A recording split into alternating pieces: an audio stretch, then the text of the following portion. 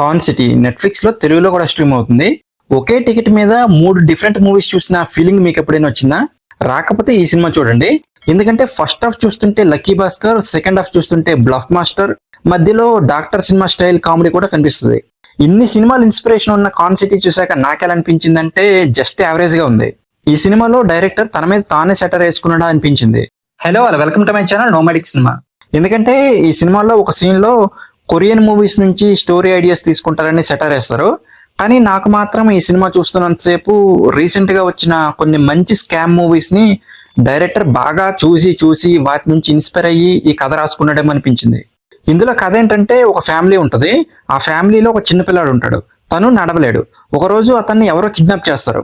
అసలు ఆ పిల్లాడిని ఎవరు కిడ్నాప్ చేశారు, ఎందుకు చేశారు, ఆ కిడ్నాపర్ కి ఈ ఫ్యామిలీకి ఉన్న కనెక్షన్ ఏంటి అనేది సినిమాలో చూడాలి.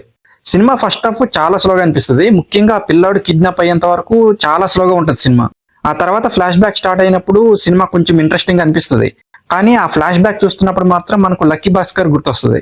ఇక సెకండ్ హాఫ్ స్టార్ట్ అయిన తర్వాత అసలు కిడ్నాప్ చేసింది ఎవరో తెలుస్తుంది. ఆ తర్వాత ఆ ఫ్యామిలీ మళ్ళీ ఒక స్కామ్ చేయాల్సి వస్తుంది. ఆ సీన్స్ చూస్తున్నప్పుడు మనకు బ్లఫ్ మాస్టర్ గుర్తొస్తుంది.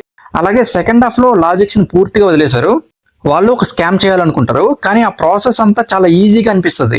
ప్రతిదీ అంత సులభంగా జరిగిపోతుంటే సినిమాలో మనకు కిక్ ఎక్కడి నుంచి వస్తుంది? అందుకే సెకండ్ హాఫ్ పెద్దగా ఎంగేజ్ చేయదు. అయితే క్లైమాక్స్ లో ఒక చిన్న ట్విస్ట్ ఇస్తారు, అది మాత్రం బాగానే అనిపించింది. అలాగే ఫస్ట్ హాఫ్ లోను సెకండ్ హాఫ్ లోను అక్కడక్కడ కామెడీ బాగానే వర్కౌట్ అయింది. యాక్టర్స్ విషయానికి వస్తే అందరూ వాళ్ళకి ఇచ్చిన రోల్స్ లో బాగానే చేశారు. సియాన్ రోల్డ్ అని ఇచ్చిన సాంగ్స్ అంతగా నచ్చలేదు, కానీ బ్యాక్గ్రౌండ్ స్కోర్ మాత్రం పర్లేదు, బాగానే ఉంది. ఇంకా డైరెక్టర్ హరీష్ దురైరాజు విషయానికి వస్తే ఈ మధ్య వచ్చిన స్కామ్ మూవీస్ అన్నింటినీ బాగా చూసి వాటి నుంచి ఇన్స్పైర్ అయ్యి ఒక కథ రాసుకున్నట్లు అనిపిస్తుంది. కానీ స్క్రీన్ ప్లేని ఇంకొంచెం ఇంట్రెస్టింగ్ గా, థ్రిల్లింగ్ గా, క్రిస్పీగా రాసుంటే ఇంకా బాగుండేదేమో సినిమా.